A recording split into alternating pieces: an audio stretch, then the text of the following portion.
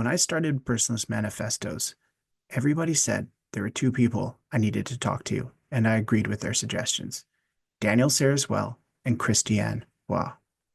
Now, I've already spoken to Daniel in the first ever Personalist Manifestos episode, and you can check that out if you haven't already. But in this conversation, I talk to Christiane. Christiane's research specializes not only in personalism, but the expression of personalism represented by Jacques Ellul and Bernard Charbonneau and their colleagues and friends. We have a freewheeling conversation, not just about the history of personalism, but its spirit and its relevance for today. And so with that, here is my conversation with Christiane. So welcome, Christiane. It's really great to have you here on Personalist Manifestos. I've been waiting for a while for your schedule to open up so we could have a conversation, and here we are. Yeah. Here we are. And the cool thing is that the reason why you were so busy is because you were actually with a personalist community. Uh, that was I'm not sure what you mean by with. At some point, I think I suspect I know what you mean because yeah, I mean I'm involved. I mean, but as at a sort of remote as a kind of I don't know a fellow traveler, let's say. of Yes. a of a French-based secular community that's very inspired by personalism. So it was a match made in heaven. I'm sort of a bit of a gray eminence to what they do in a sense. I counsel them and remind them of some certain rules of personalism that like most people. They're not don't really suspect, so that's the kind of thing that we're doing today. Does the kind of relatively mainstream personalism that people know, when they know anything, they know about, they know of, like Mounier. And I said, well, actually, there was much more going on around him, and he's not the first, and he's not the only one. And actually, other branches were kind of more interesting and relevant, and that's what I bring into the picture. Okay, wonderful. Yes, yeah, that's good to clarify. You're not living with a personalist community. You were visiting them and just Yeah. offering insight into various Yeah, strands I of sort of live personalism. with them occasionally. I spent time with them. And so, but I mean, Yeah. but as a guest, but But you're not a consultant. That's way too no, capitalistic no, and that's way too technical to technocratic. No, to no, no, describe what you no, did. And neither you're not a guru either. You're no, just you're no, just a no, no, friend and no. fellow traveler.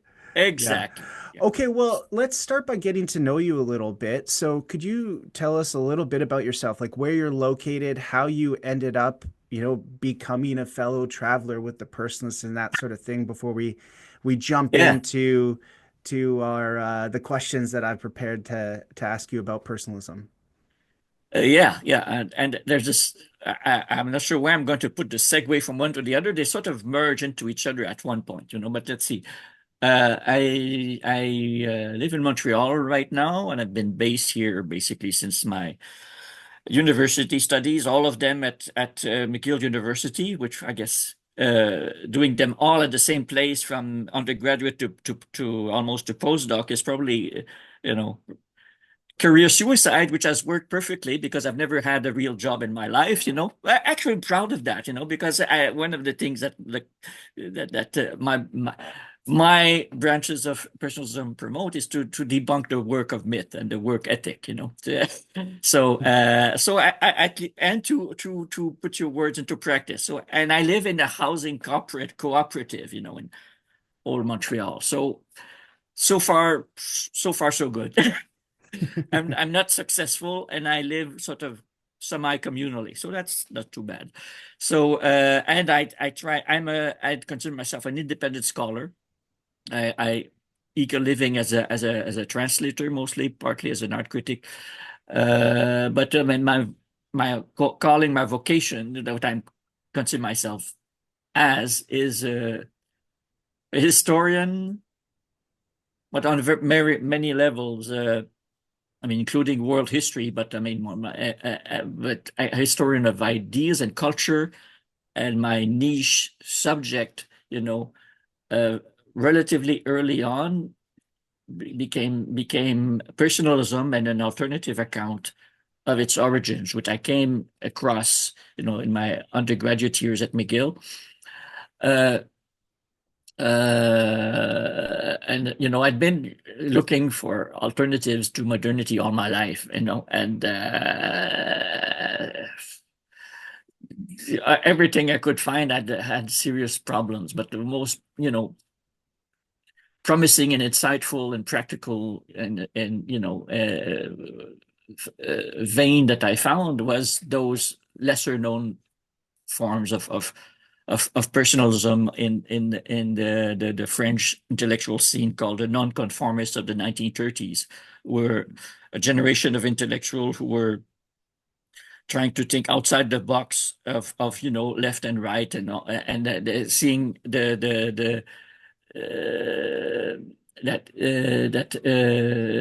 civilization as they knew it, and as I'm afraid we still know it, was had reached a kind of crisis point that has become undeniable with the Great War and all the technological development at remaking man, and there had to be some sort of humanistic response to that was not just consist of following one of the existing political alternatives, they had to come up with their own. And it was not just, as is often said, a response to the economic crisis. No, all of them, they had the essentials of their critique in the era of prosperity and of a fledgling consumer society. So the question was not, how come we're not getting the goods that we're promised, but really, that that we're so focused on consumer goods and those kinds of creature comforts is itself the problem. We're all being turned into addicts and forgetting who we are as humans. So therefore, a search for alternatives. Yeah. I'm interested in how you discovered this movement and how you made your way to Charbonneau and or Ellul. Like, when did you first, like you said that there was this search for alternatives to modernity as early as your undergrad, but did Oh, you, and before that, oh, but it even sort of before came that? to, came to, came to, I mean, look, the poster behind me is William Blake, Mm. who had the first to protest against the dark satanic mills, so I could never Yeah, quite, accept the right. civilization as we know it. Yeah. So there was this existential angst, as it were, but there was Yeah. a searching. So when did you find the personalist movement? Like, was it a professor that suggested it to you? Was it a Yeah. friend? Was it a book that you found? Like, how did you find your way Yeah. to this movement? Well, for personalism, I guess in my second year as an undergraduate, uh, in an French intellectual history course, uh, and my professor had introduced us to this movement, to that scene, and he happened to have a complete series of the L'Ordre Nouveau review, that was the organ of one of those movements. Um, so so having become sort of captivated by that scene, I sort of resolved to do my master's thesis on that movement, on which there was no reliable literature. No, well, no, it's well, a bit. There was a bit, but I mean, but I wanted to do a kind of more thorough investigation and survey. It sort of led to a Ph.D. about its founder and the early years, to have a kind of alternative account of the origins of French personalism. That was yeah, I have it here. It's this big book. Over 550 pages, and there's only maybe 30 about them that are about esprit. It's just Right. about the beginnings. There's a whole backstory that goes to revolutionary Russia and by way of Germany, and so actually, yeah, and that. Uh, uh, I'm not sure if I want to get too much into this, but my the reason I'm not taking my professor's name is that you know, because he sort of made these German connections into some sort of argument for this, casting all of that as French fascism. This. So that's why I'm not recommending people look it up. Because the literature in English has been sort of poisoned. The well has been poisoned, so it's unreliable because it's kind of the liberal consensus antibodies are just a full on to misinform into the guise of investigating. So I'm not even encouraging people to look it up. Yeah. So I hope my own work over the next couple of years will introduce alternative materials, but I've tried to take these thinkers afresh about ignoring as much as possible the existing historiography in English. Yeah, that's really helpful to hear.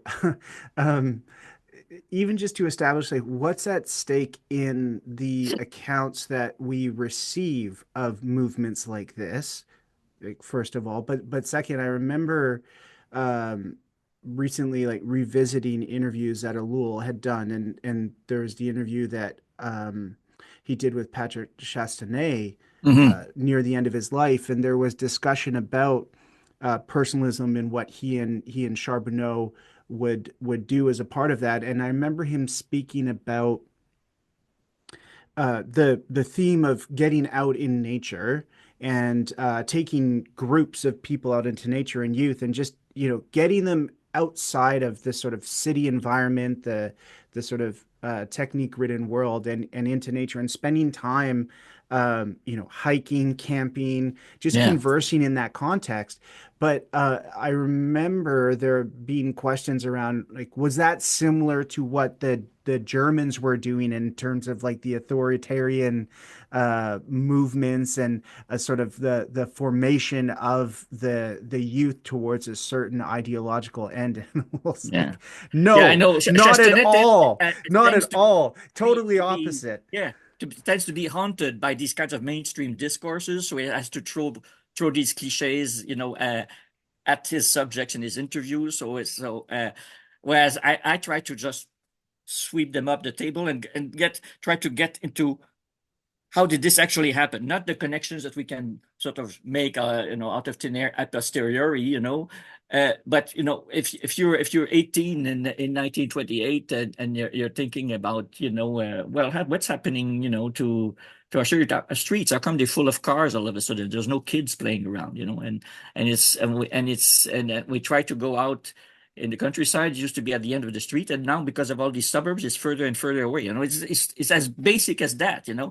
And these projections that we make, because of course, yes, the all kinds of movements went to try to reconnect with nature. And actually, one of Charbonneau's early writings, which we maybe circle to at some point, Feeling for Nature as a Revolutionary Force, one of his early manifestos from 1937, explores these different movements from the Scouts and the Jugendbewegung, which has very many different strands. They don't Hmm. all lead to Hitler. That's Right. and it's not because you get in touch with your nature that you become a Nazi. Yes, I'm sorry, but so much of the literature, Yes. it's trying to drive you there, just so you can see it's a kind of defense mechanism of Right.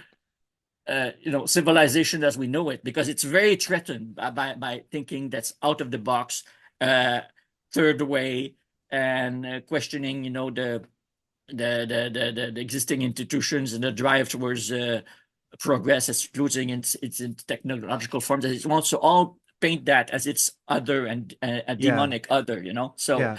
For so as sure. to so I as a historian, as I try to get things chronologically. So how were these ideas generated? Not what associations can we make a posteriori. So these things were not really on the table, until a number of years later, and they had their own distinctive identity as movements before that even became prominent. So we don't need to it's just misleading to put this all under the in the same box, of that non-liberal, non-Marxist, therefore fascist, Yeah. it's the Yeah. reflex. For sure.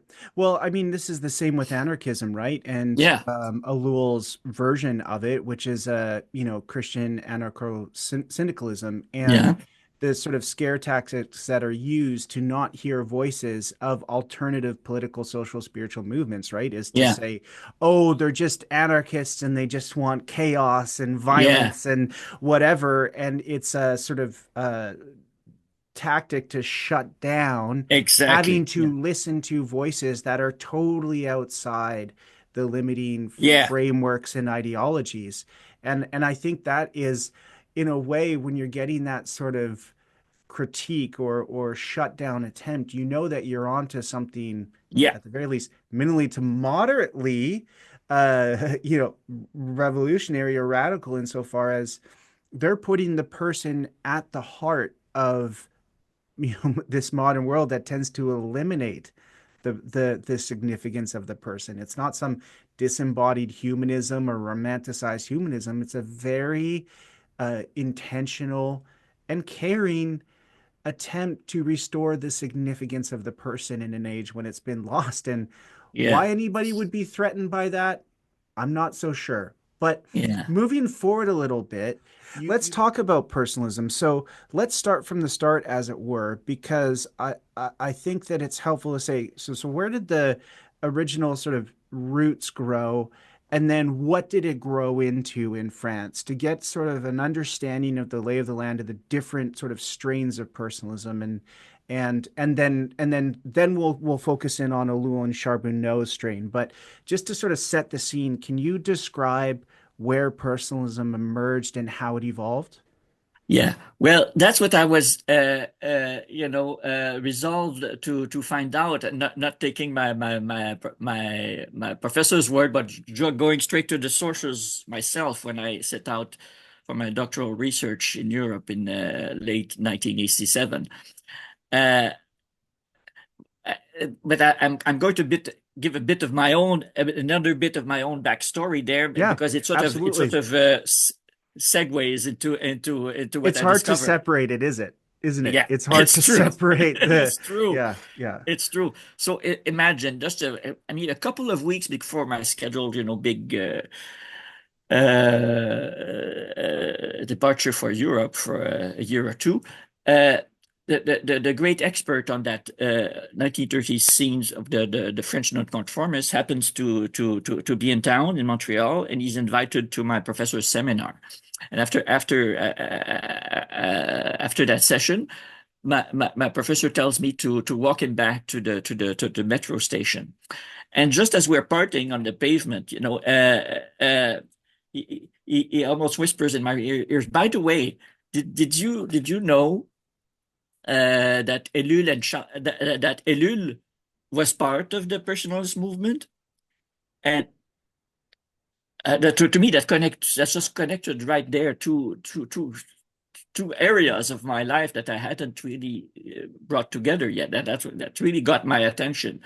I'm not sure he mentioned Charbonneau yet, uh, but because I'd come across the Ellul and his Technological Society by sort of following.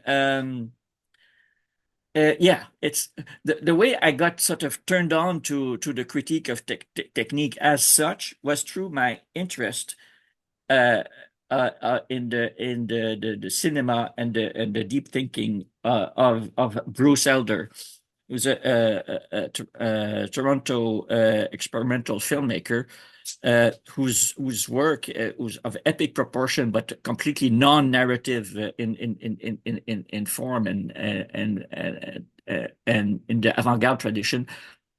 Uh, is premised on a kind of spiritual response to technological nihilism. So his own master was George Grant, the great Canadian thinker of technology, and of course even reading is Lament for a Nation. There, Ellul is referenced. So I followed that rabbit hole, and it led me to the Technological Society, but I had not made the connection with what was my research interest, which was personalism. Now, knowing that Ellul was in that movement, that was something that I had to investigate. And I guess I went to the Mounier archives, and that's probably where I connected the dots to see that there was a local Bordeaux branch of that the network of Friends of Esprit that has this distinctive profile with Ellul and Charbonneau being actually more prominent at that stage, who stood out by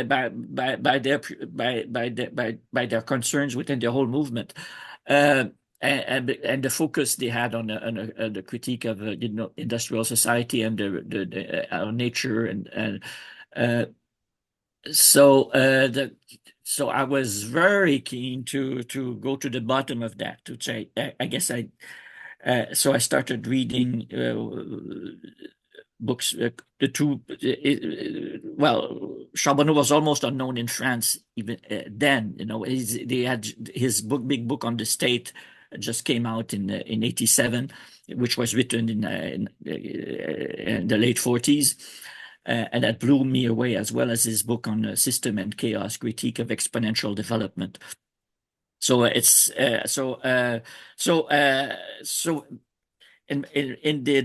the more mobile part of my stay in Europe, I undertook to go talk to all the survivors with any kind of connection to the Ordre Nouveau group.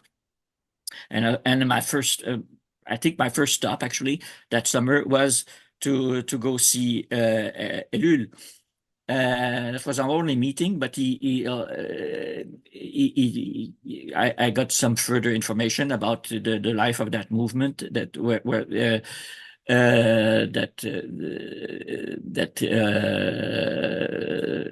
Charbonneau mostly drove actually in those years.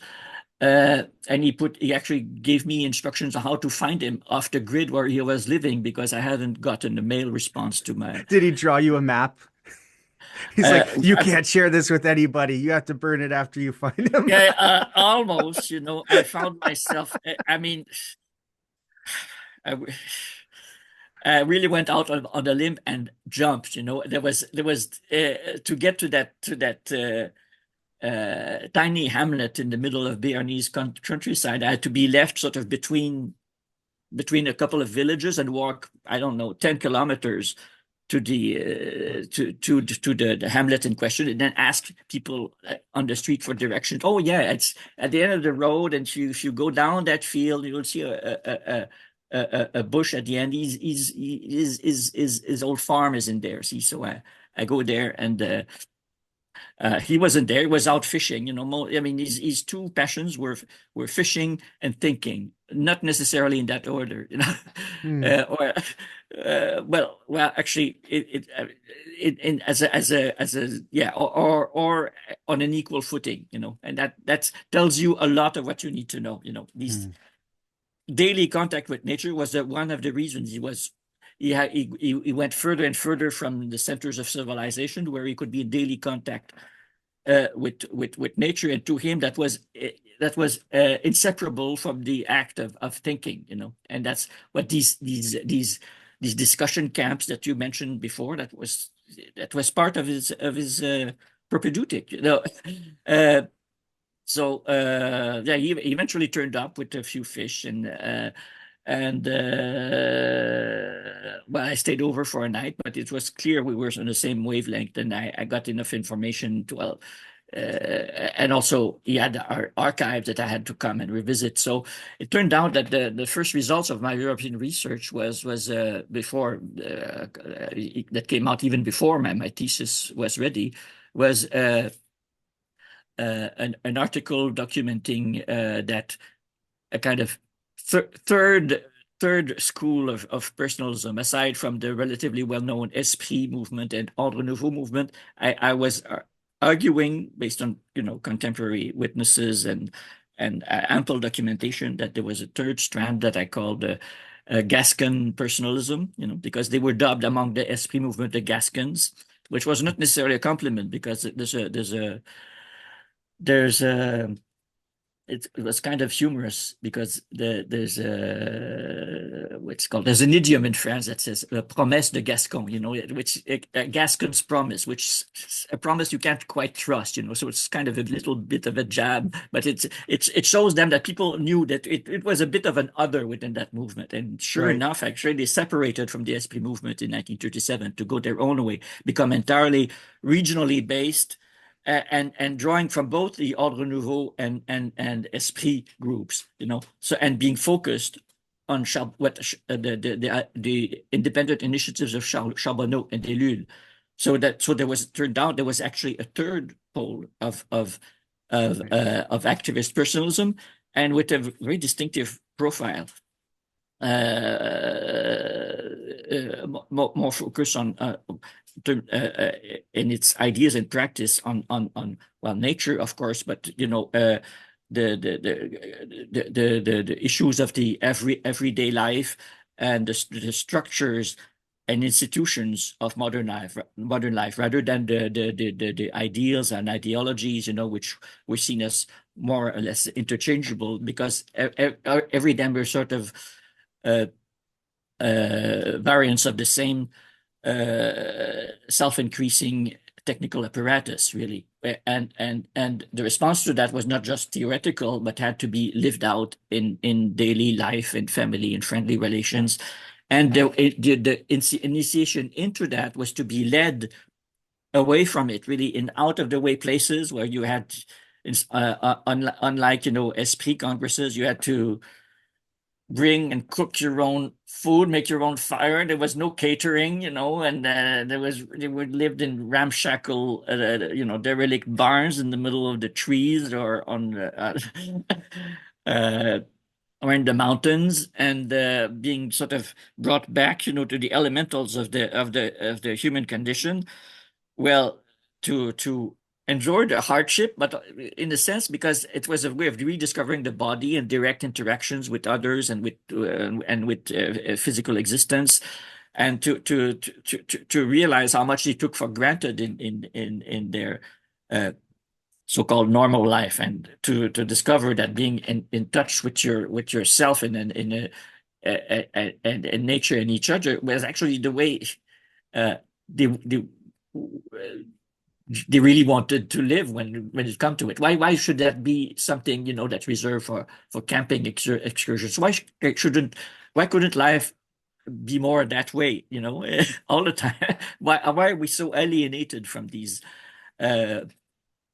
from contact with our own humanity that becomes to itself, and to enjoy and find meaning in itself, just with the confrontation with the non-human other, and also with other people that are taken away from the usual social roles. There can be a real thou and a real we that emerges on a small scale and is very situated.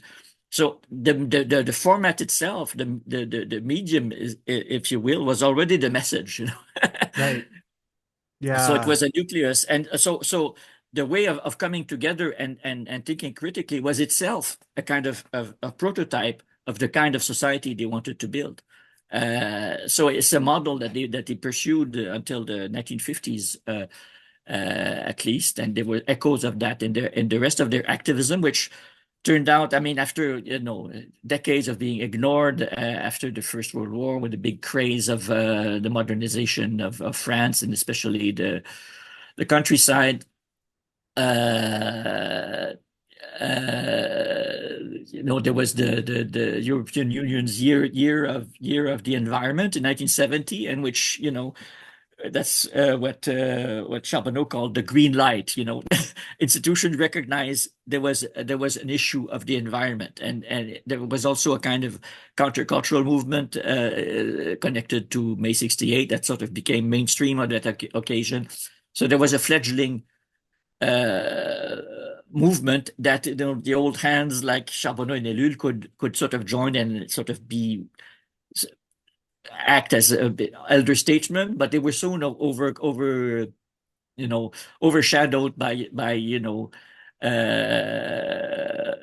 so-called repentant technocrats who had engineered the Green Revolution against traditional architecture, and now they saw its limits, and they were now becoming prominent in the very in the movement, so in the Green movement in France. So there was a bit of a kind of second wind, but kind of bittersweet because it was such kind of 40 years late, Yeah. Charbonneau and Ellul had been, talking and acting about this for decades, and now it suddenly became the fashion. It's almost from the word go, it turns into politics and greenwashing, etc. Yeah. So in 1980, Charbonneau looked back on that decade of first decade of French environmental activism, and he wrote this book called that I translated, the Green Light. A self-critique of the ecological movement, so where he puts his own, he connects his own decades-long experience with and turns it into very fine and sophisticated critique of the existing trends within the green movement and some of its flaws, and some of the alternative approaches he brings were already there. We see them in those texts of the 1930s, and they tend to one of the very important strand that had a further, it's after that second wind and a third wind, let's say, is and that's how they are really acknowledged in the literature among activists, is as forerunners of the degrowth movement, which emerged around the turn of this millennium. So they're always now included in anthologies, and they're so respected and known. So they're really the touchstones of that movement by now, because they questioned the primacy of economic growth and industrial development, and they say that we should break our addiction to accumulation, so that so it's in a kind of ascetic and a kind of a revolution for an ascetic city against poverty and against wealth. Right. So we should have a kind of balanced, a modest but balanced minimum of resources that should include time and contact with the elements, and not always reinvest in getting more and more potential supposedly at our disposal, but really at this disposal of the machine and of the technical system itself, and further away from anything that would allow our direct involvement in our own lives and our own surroundings. So clearly they had a very clear vision of that as the revolution that counted, and they did not shy that this is the real revolution that counts, and we're starting it, on a ridiculously small an insignificant scale, but I mean, it can only start one at a time and 3 at a time and 12 at a time, and their internal newsletters that are really such treasures. And I couldn't believe it when I opened this old trunk in Charbonneau's attic, and they had these crumbling mimeographed newsletters that were printed with 80 circulation of 80, and I said, my God. The political ecology starts right here in my hands with these crumbling papers. That's where it starts. All the principles and the implications are right there. So that was the point. The idea of my first article in '93 for the Canadian Journal of History, which has just been reissued in French. Hold it up a little higher. Yeah. Okay. Yeah. I mean, before this appeared, it used to be for about a year available for free online, but now it's been pulled down from the Charbonneau website. I'm not very happy with that because it sort of happened behind my back, this book, and there's no context provided, no sources. So to me, it's a missed opportunity. So, but it sort of spurred me to say, wait a minute, I really should do a translation of my early writings introducing that scene, and there's such a need for that in English. It would recast actually not only for Ellul studies, but even conversations about personalism in general. Because really, my first article really showed the complexity of it in its 1930s context, but there's also following the thread over the decades, how that consistent personalist thread subsisted even after, personalism mutated into, technophile forms or fell out of fashion, but they remain consistent to the end with basically the same ideas and approach that they developed as when they were barely 20, Yeah. Yeah. incredibly ambitious manifestos and programs and even actions in southwestern France in the 1930s. As you were talking, one of the things that really clarified for me, and up until now, I wouldn't have described it this way, but just hearing you speak, it clarified for me that one way to think about the early forms of personalism that you're describing, especially the expression that Charbonneau and Ellul really invested in, and is it's not like the, correct me if I'm wrong here, but this is what I'm thinking. It's not as if they were proposing a return to something, as if No, like a return to an original state of innocence prior no, to, the sort of late modern capitalism yeah, and technique. It's actually they're envisioning and trying to enact a post-capitalist reality. absolutely, yeah, And so, you got the Blake poster back there. So I'm like, it's not songs of innocence, and we've gone through songs of experience, but we're not going to stay there and accept it. We're going to move into songs of realism, right? So they're yeah, trying to envision a sort of, what does it look like to live after the lost innocence, right? yeah, So they saw the warning signs. I mean, there's this quote in Technological Society where Ellul just says, uh, war is simply the name that we give to a sped up version of bourgeois comfort and technology. exactly, yeah, Right. And so he's like, watch out. And everybody's like, oh, you're an alarmist. You're an alarmist. And then like the 20th century happens. And then you're like, maybe not. yeah, But the personalists are trying to say, hey, can we envision what life could look like outside of or after this capitalist behemoth that's devouring everything in sight and yeah. running over And anything, also, of causing course, so with the much capitalists, destruction. I mean, of course, they recast. We have to remember that Ellul started out as a Marxist, Yeah. So I mean, he saw how his father was ruined by the economic crash, and his first awakening to critical thought was through Marx, and who remained tremendously important in his thinking to the end of his days, but was sort of supplanted by what Charbonneau allowed him to see, which was that the real force was technique, and it was operative just as much in so-called alternatives to capitalism, in whether it be communism or fascism or liberalism, these were all productivisms, it's the productivist logic that had to be countered, thinking from outside the imperatives of just picking a side, because these are just you're just quarrels, that allowed the actual system, which was across these ideological boundaries, to go further and further. So we had to withdraw from the political games and the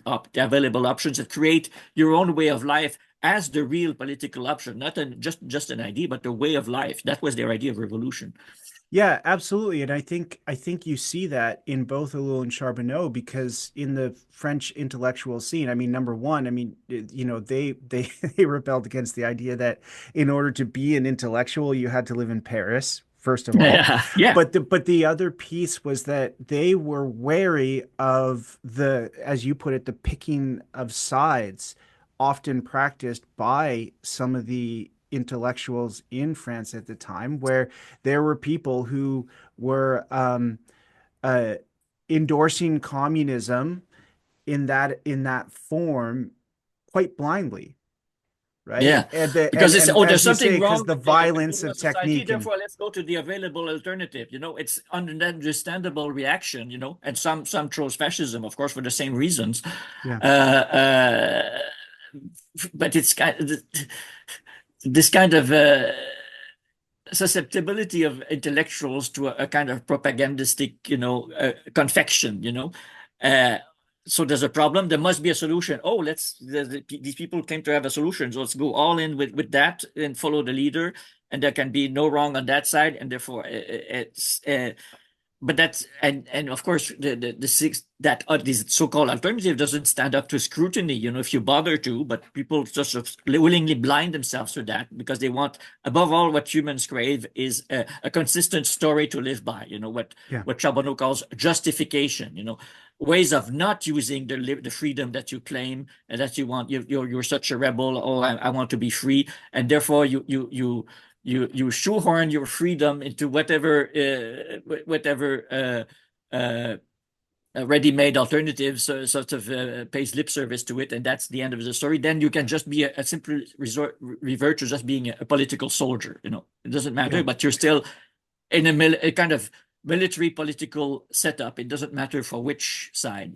It's just different packaging, but different colors, different banners, different packaging, but it's the same. So that's what was so novel. Actually, there were elements of that in the other movement, especially Ordre Nouveau, which came up with the concept of totalitarianism as something that was both left and right, and in stark opposition to existing capitalist and liberal society. There was that, and there was an attempt there was an issue of technique, but there was the idea that it was a matter of putting technique at the service of man. But there's already a trace of a technical thinking of that. We just have to plan things, rationally, etc. So, but Charbonneau and Ellul had this insight that, technology isn't really neutral. If we're going to tackle it, we should sort of, to some extent, get out of this, technological urge to mastery and control and planning. We should make sure that if we're not just Luddites, but want to have just put technique in its place, should be to create spaces where technique is not the determining factor, where all the energies are not reinvested in its development, So where we can have more hands-on experience, even in our work activities and our social engagements and our leisures, So that's a lot of this was in common with Ordre Nouveau, but they were more sensitive to that aspect of it. Ordre Nouveau has a lot of interesting ideas, which actually, in terms of what the actual, institutional vision that they had for the revolutionary society, the essentials of it were borrowed from Ordre Nouveau, and they carried them all through their lives. They never turned them back on that. It was radical decentralization, a federalist organization of self-managed entities, a civilian service to make sure that menial jobs that of course technique tends to generate as a byproduct, when it doesn't absorb them, they're not. There's not a single class that's condemned to that, but it becomes a civilian service that is shared for a couple of years of everybody's life. So everyone has the time, leisure to develop their own personal vocation, so that the actual technical improvements are distributed automatically. They're not just accumulated at the top by corporate magnates or the state to just further its own autonomous development. And same thing with basic income. These are things that you'll find in Ellul's book on necessary revolution, which is basic. It was his book was not. He wrote in the 80s a book about a revolution, a kind of different revolution. I don't remember the title in French, but the term he used within the book was Révolution nécessaire, which was the very title of Arnaud Dandieu's last book in 1933, before he tragically died much too early, where many of these ideas were outlined and brought together. So in terms of the content of the message, much of it really was taken straight from Ordre Nouveau, even though it started out among so-called esprit groups, because they had, greater visibility. They had, they could rally more people. But it was just a kind of tactical decision. But what's perhaps more significant was the style. The style was very different. It was not a kind of dogmatic, oh, we figured everything out. Like Ordre Nouveau had this tendency to be kind of very dogmatic about its blueprints. The Gascons, the Bordeaux School, was much more pragmatic, much more invested into revolutions of the everyday.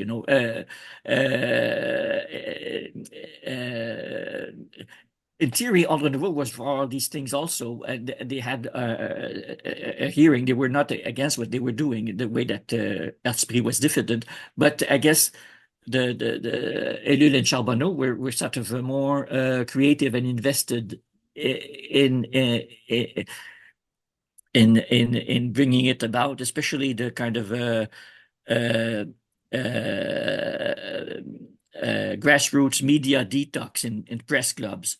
That itself was I think borrowed from Ordre Nouveau, but for them it became very central. The exegesis of commonplaces. They actually named that as the chief personalist research method in the 1930s. And of course, Ellul would have a book of that title, in the 1960s or 80s. It's one of my favorites that he's written, actually. Yeah. So I mean, you can see the first uses of that in context as a kind of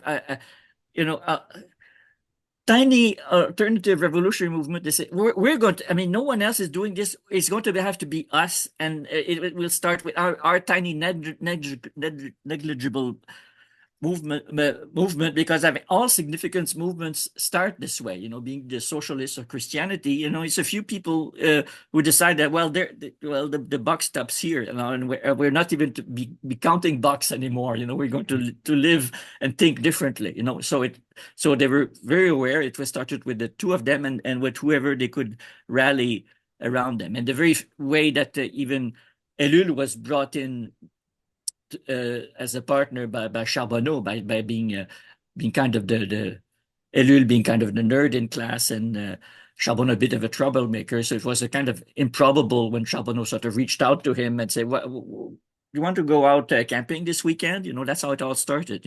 So it was, and of course, Ellul has often recounted how, I mean, he was just flabbergasted by the extent of Charbonneau's, even though Charbonneau was such a nonchalant and devil may care, etc. But the breadth of his culture and the depth of his thought, and of course the originality of his concept, he was instantly converted to the concept of technique as more central to understanding the modern world than Marx's idea of class conflict.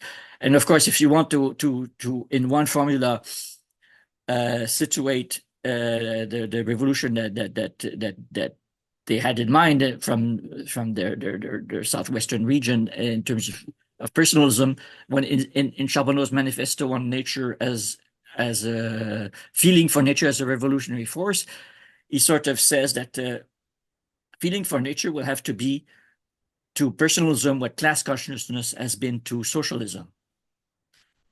So it's as basic as that. And he saw socialism actually in its pre-Marxist French origins as a first response to industrialization. Only on the ground that, workers and craftsmen were all of a sudden sort of dequalified and turned into objects and disposable cogs in a machine, which had been a process, that spread since the late Middle Ages. You can see it in the construction of the Duomo of Florence. When Brunelleschi stopped paying attention to craftsmen. It's craftsmen who built the cathedrals, but with Brunelleschi onward from the Renaissance, well, the workers were just, drones, sort of just applying the master architect's blueprint, and that was and so therefore dequalifying the craftsman, And then, of course, there was for peasants the enclosures movement, and then there was a privatization of the land. All these are this is progress on the march. That's what it means. All that in the name of freedom and of justice and equality. But Charbonneau and Ellul, they take these proclaimed ideals of modernity seriously, and they say, well, modernity is not delivering that; it's delivering its opposite. So if we want to have meaningful freedom, meaningful equality, meaningful justice, meaningful personal dignity, we have to turn against progress. It was one of the first public lectures of Charbonneau that he did in Pau was against progress, quite bluntly. So we had something to offend everybody. The bourgeois capitalists, the Marxist revolutionaries. So quite bluntly from the start, progress is the problem. We have to save the humanist and further down Christian ideals from modernity in its progressive version, and of course not in the name of some sort of conservative regression. Because what brought us here was the sort of the logic of power that was incipient before, and that has sort of been married even to industrial development. So that's not going to help.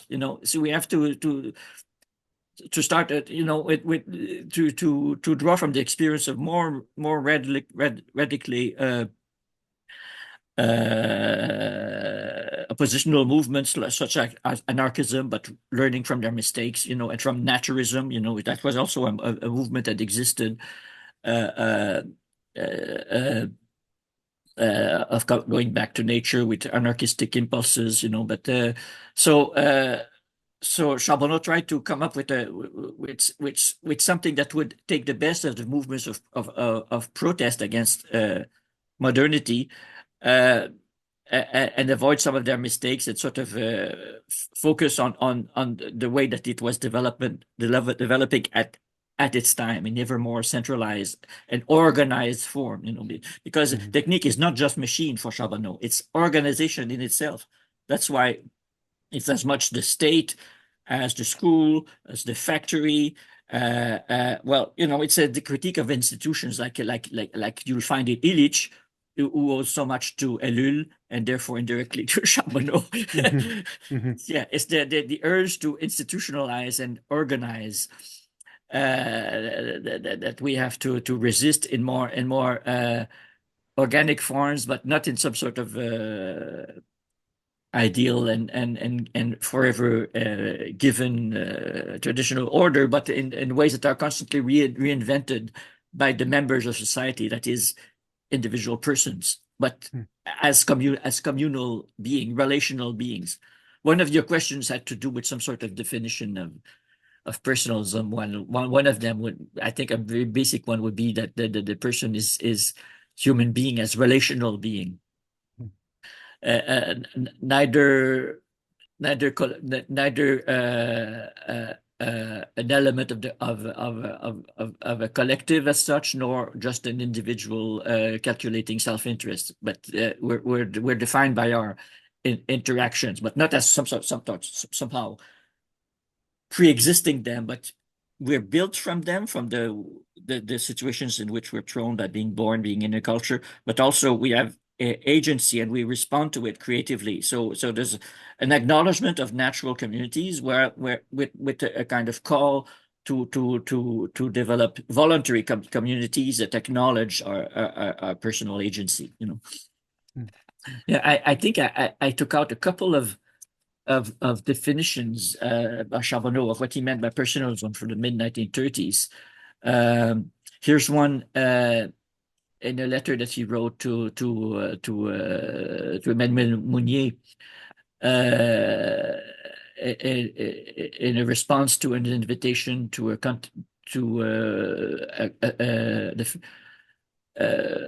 found a personalist college that was floated for a while in 1937. Charbonneau writes, "I like to see in personalism an effort to give its unity back to life. I do not believe it can be found in the most perfect of systems, but in a live force capable of bringing the same light in all areas of life. For the time being, mine is the problem of nature, that is, of breaking of the individual's bond with the cosmos, which means, urban folks, peasants, suburban cottages, which we would say bungalows, I suppose, and taking the bus to the market, Boy Scouts, cooperatives, garden cities, a lot of things, but seen in function of an experience which is itself unique. The miracle of the person, the fact that what he or she is, nobody can be in his or her place.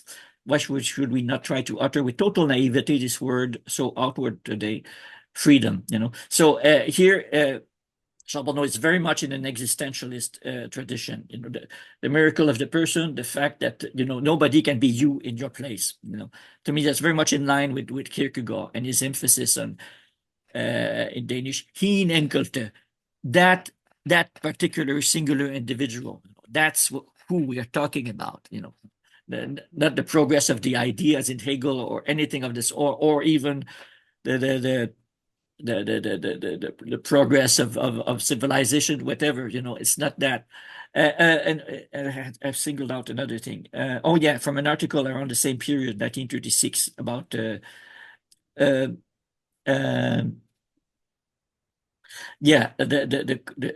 conviction that societies are formed by people's mentalities, not by their ideals.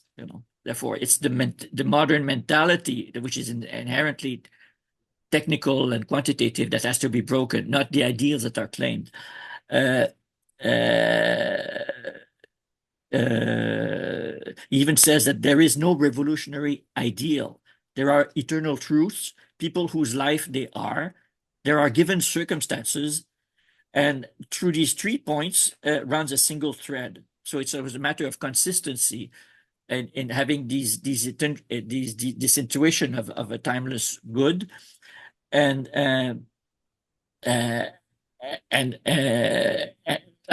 had these having a kind of a objective experience, and then making them subjective, and then there are your circumstances and where you're trying to live them out, to embody them. Daniel Cérézuel often insists on the centrality of the concept of incarnation in Charbonneau's thought. So that's what it means. It's not so much a theological concept, but the idea of the consistency in applying a kind of spiritual insight in your actual physical body and social circumstances. This primacy of the person, the existence of eternal spiritual truths outside of man, the commandment to love one's neighbor, etc. They were more like commands tending at every instant to their realization, and arousing in this way in the person a constant mistrust of appearances, a taste for very down-to-earth results, and a refusal to get caught up in the great quarrels between fascisms, liberalisms, communisms, which were all to him nothing but spectacular reformisms. Even the most harsh and cruel and total revolutions were just the technical system trying to reform itself. Well, that's not a reform is not a revolution. You have to break with it, to break it for it to count as a revolution. That can only come from persons, and because they all share an ideology of quantifiable material progress, which any genuine revolt must begin by negating. So that's what he brought to the table, and in a context, and I guess that you can connect that to current times. I mean, this is the mid 1930s. Everyone really had to take a side between. In France, it was, in Spain also, it was framed as it's either the national front or the popular front. Either you lean fascistic, either you lean communistic, or you're just a moderate, middling centrist. But there was less and less room for that. That's not even desirable. It's not a compromise between extremes. Both extremes are actually expressions of the same thing, and they have to be rejected as much as the mushy center, that is not going anywhere. So it was an incredibly radical move, and which makes them hard to place, and therefore. How long did these movements last for? So, a lot of this really sort of gains traction in the 1930s, but how many years did they last before? Because the spirit continues, right? Like you described really But it helpfully becomes earlier. underground. It becomes Yes. underground, because people, most of these people get recaptured, by this idea that you have to pick a side, which one you dislike more, and therefore you long overlook the problems with this side, and I mean, uh, uh, oh, we have to all rally, even with the Soviet Union, in defense of culture and democracy, or we have to fight for Western civilization against Bolshevik barbarism, and it's kind of,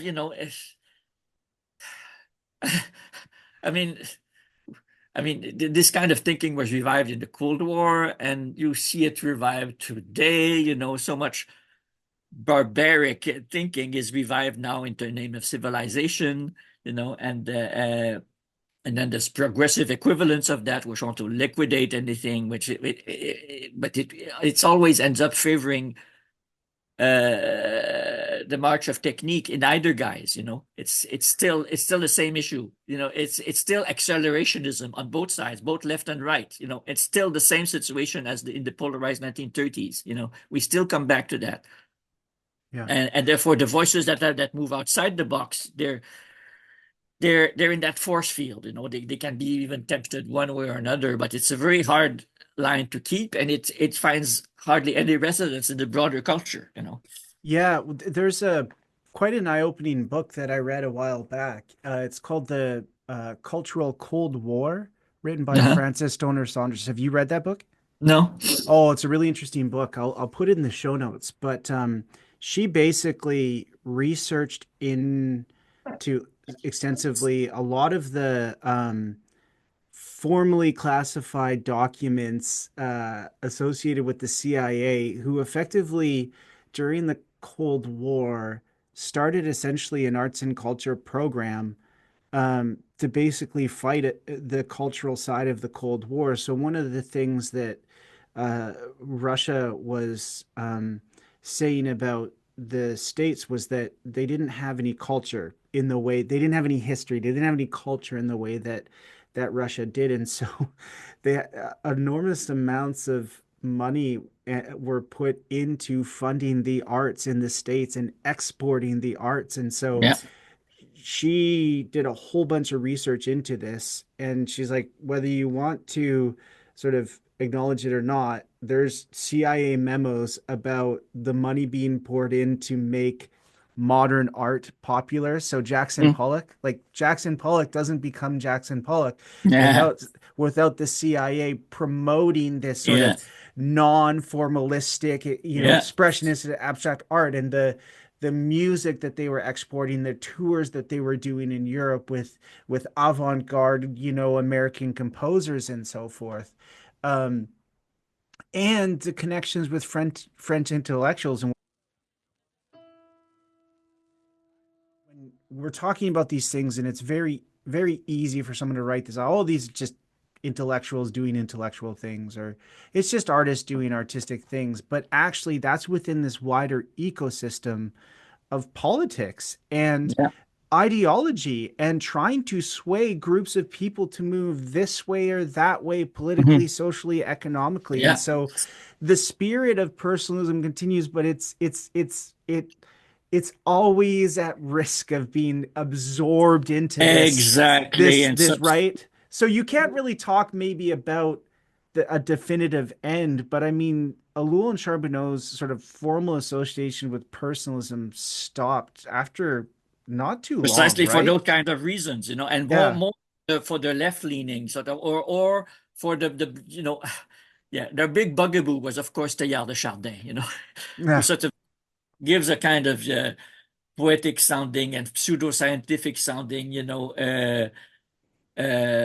kind of Christian transfiguration of the march of technique, basically to transhumanity. I mean, he invented, transhumanism, and he's still Yeah. considered He's patron the saint of patron transhumanism. saint of Yeah. transhumanism and He AI. was very much in that kind of thinking, and that's why he made fun of people like Charbonneau and Ellul, not openly. Is in his book, it's sort of critiquing the critiques of technique. He takes more aim at Georges Bernanos, who otherwise he likes for distancing himself from the Franco side of the Spanish Civil War. But then he takes him to task for also going on to critique the robot civilization that all sides are promoting, and it's, oh no, this is just the march of the kingdom of the incarnation, fulfilling itself through history, etc.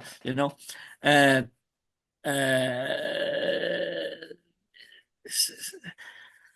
uh, yes.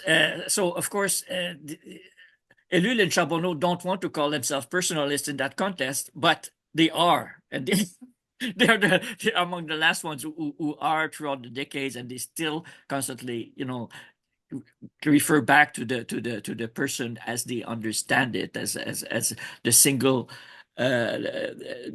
person in context, moved by eternal goods. I don't want to say ideals, because that would be that's already the adversary's language. But to come back to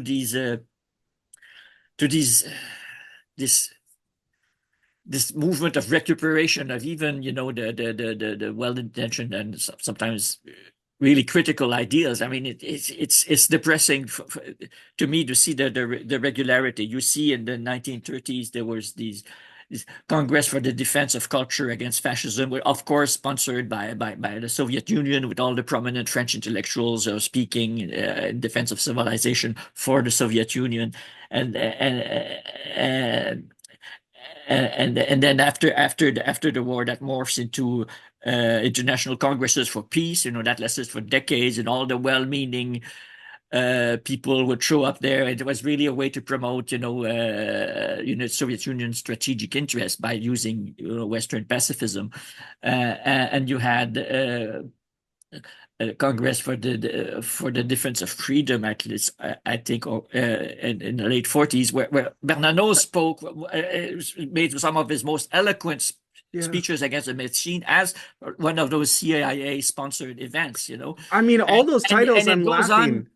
And it goes on today. One of the things that riles me so much today is to see some of the best outside-the-box thinkers, show up at Jordan Peterson's ARC congresses in London, which was funded by Dubai, and the takeaway always seems to be, after they invoke, Plato and the Western tradition and Bible and the cardinal values, etc. It's all, the takeaway is always, well, drill baby drill. It's unquestioned growth. Continue as you are. We have enough deconstruction. We'll reconstruct modern civilization at its apex of, let's say, 1955. Yeah. I mean, it's incredibly. You see incredibly intelligent perspective people on those stages, saying their things, saying intelligent things, but in a whole smorgasbord where the whole momentum is to feed the machine into accelerationist path. Yeah. Well, I mean, I'm laughing because this is precisely where the critique of the commonplaces comes into play, and the value of the human as a way to anchor us in this sort of to and fro. I mean, all the titles of these groups that you mentioned, I'm laughing. I don't know why I'm laughing. I probably should be crying, but like all of those titles in retrospect, it's like, the Congress for Peace Against Fascism or whatever. You're like, that sounds so Orwellian. Yeah, right. Like all of it's like arts and culture in defense of fascism. You're like, it's probably fascist. Like, yeah, with those sorts of titles, and this is so much of I think the value of what Ellul and Charbonneau offer to us is to say, don't be duped. Yeah. Don't be fooled. Media detox is the first thing. It starts Exactly. at the grassroots level. It's actually a guerrilla strategy, Yeah.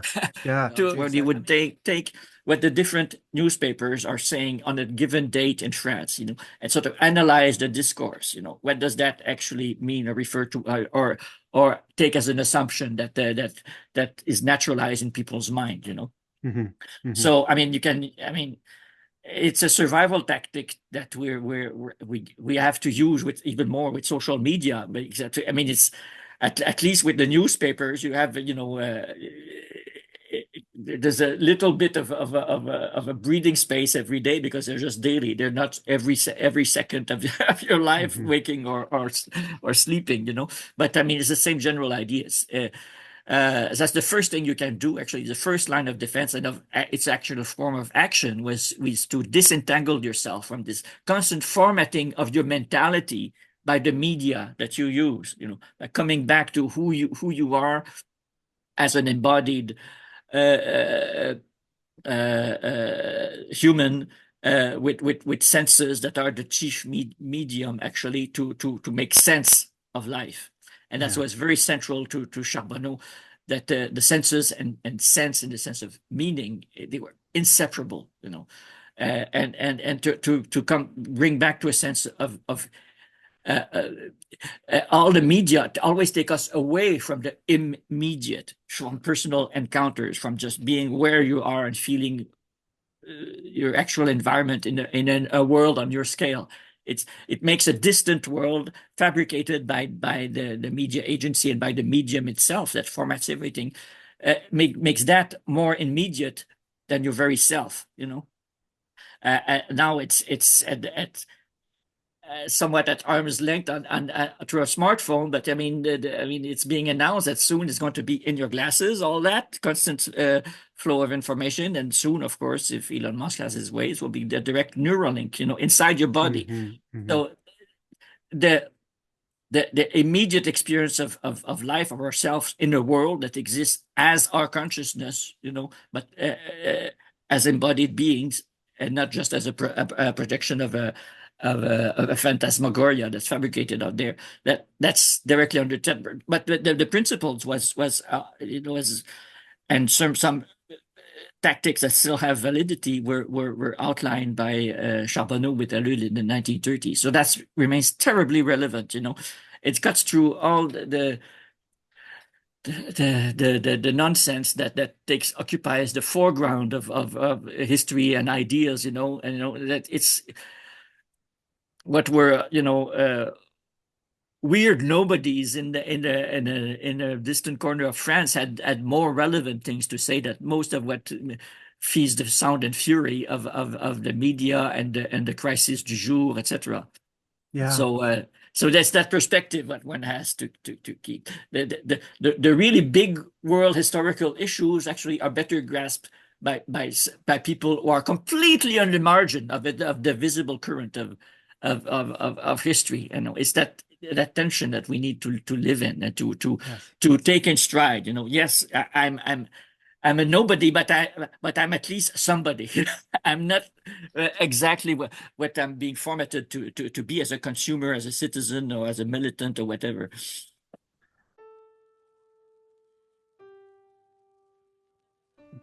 I mean, I was going to ask the question, what is their relevance for today? But I feel like you've already answered it with what you just said.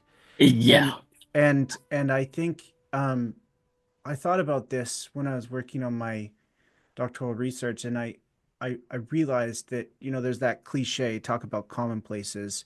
History is written by the victors, yeah, but I actually think, well, maybe, but the better readers of history, it's often the losers, the yeah, nobodies, absolutely. right? Yeah, And so I really appreciate you taking the time to not only talk about sort of the historical sort of origins of personalism, but really capturing the spirit of personalism and you know sharing your story as a part of it. yeah. I feel like people are going to really come out of this conversation having a sense of the spirit of what the Personalist and Ellul and Charbonneau stood for. So, if people want to follow your work, Christian, where can they go? You're on Substack, right?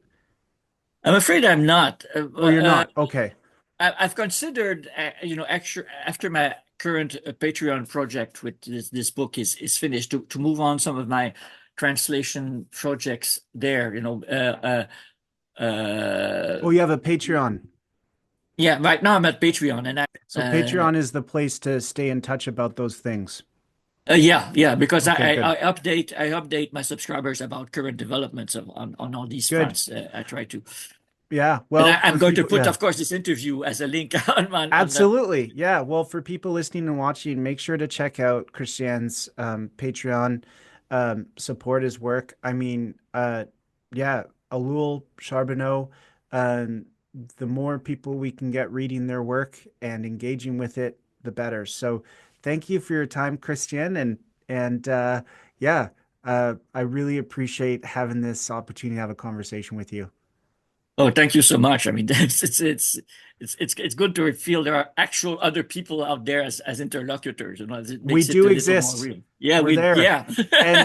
And God willing, these sorts of conversations will bring more people into the conversation. So I hope so. Yeah, yeah. thank you. All right. Yeah, Yeah, thank for the you. opportunity. Yeah, bye.